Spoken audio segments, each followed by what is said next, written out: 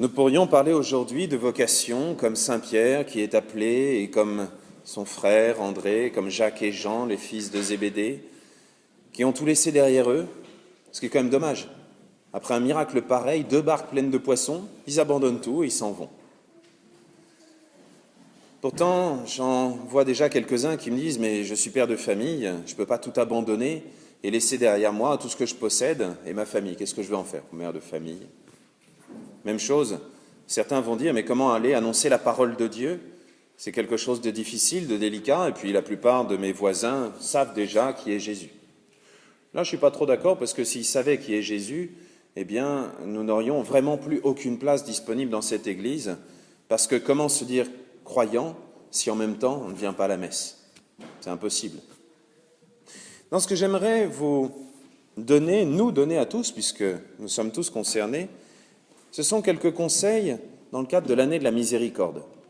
Vous l'avez entendu, dimanche dernier, il y a les œuvres de miséricorde, les œuvres de miséricorde matérielles, corporelles, et les œuvres de miséricorde spirituelles. Les corporelles, c'est facile, donner à manger à ceux qui ont faim, à soif à ceux qui ont boire, visiter ceux qui sont malades.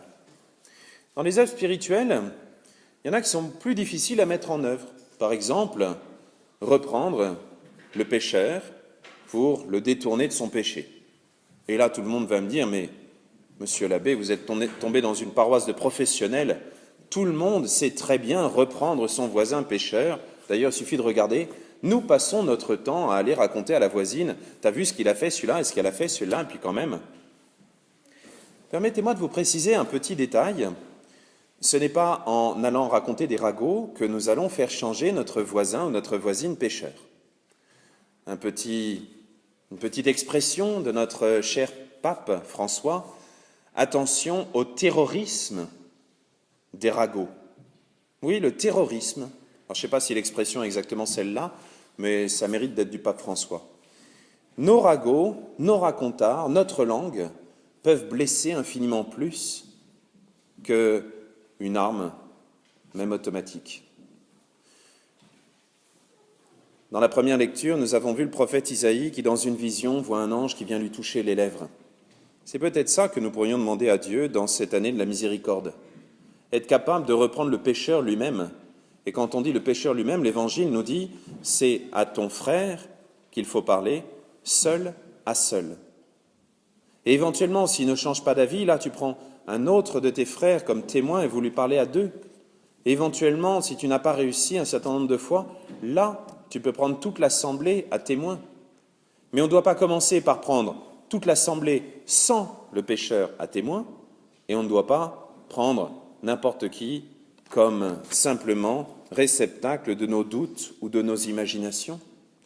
Parce que c'est le propre du péché de dépendre aussi de la volonté de la personne.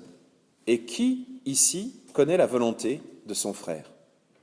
Finalement, le seul pécheur que nous connaissons avec certitude, c'est celui que nous voyons le matin dans la glace, quand nous nous rasons ou quand nous faisons autre chose.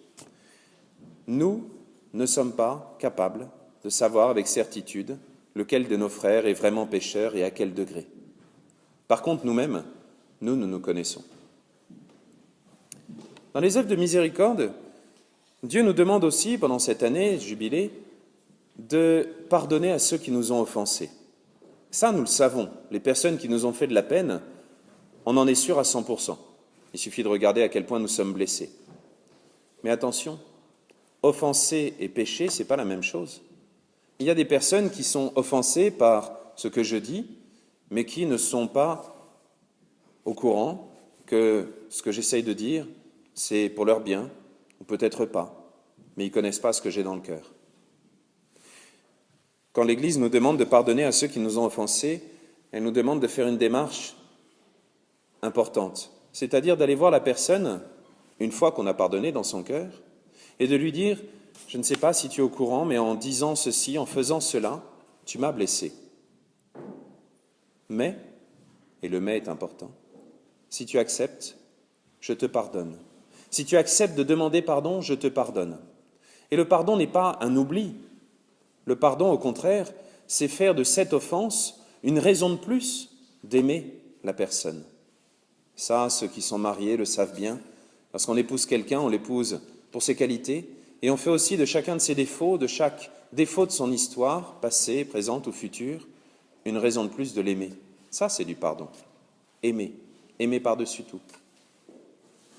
Enfin, il y a une troisième chose qui pourra aller dans le même sens, c'est-à-dire d'éliminer le terrorisme des ragots, c'est celle de patienter, de supporter avec patience nos voisins ennuyeux. Alors, je rappelle qu'en français, voisins au pluriel, c'est valable pour les voisins masculins et les voisins féminins, ce qu'on appelle les voisines, pour tout le monde. Supporter avec patience son voisin, ses voisins, cela veut dire, dans le mot patience, il y a le mot souffrir, mais cela veut dire non pas l'instant d'après aller se défouler auprès de tout le quartier, de tout le voisinage pour dire « si vous saviez ce que j'ai dû supporter », non. C'est le supporter par amour de Dieu et l'offrir par amour de Dieu. Le supporter en attendant surtout que le cœur du voisin ou de la voisine soit finalement accessible. Et s'il commence à me raconter toutes ces bêtises et tout ce qu'il a peut-être entendu par un tel qui était peut-être mieux renseigné que le frère de un tel, une fois qu'il a terminé et que son cœur est accessible, savoir lui dire peut-être ce qu'on a dit juste avant. Tu sais que tu m'as blessé et que tu as blessé sans le savoir telle ou telle personne. Mais j'accepte, je te propose de te pardonner. Et si la personne continue, là seulement, lui dire attention, en persévérant dans l'erreur, tu risques de devenir un pécheur, invétéré. Alors vous voyez, ce que Dieu nous demande, c'est quelque chose de bien précis et qui, pour le résumer, serait d'éliminer tous les ragots de nos vies. Que Dieu nous aide pendant ce temps du carême qui va commencer, mercredi déjà, à savoir mettre en œuvre ces œuvres de miséricorde, non pas selon notre goût du jour, mais selon le cœur de Dieu. Non pas selon ce qui va satisfaire notre curiosité, mais selon ce qui va faire grandir la communauté chrétienne. Que Dieu nous aide et que l'Église tout entière, grâce à nous, s'en trouve sanctifiée. Amen.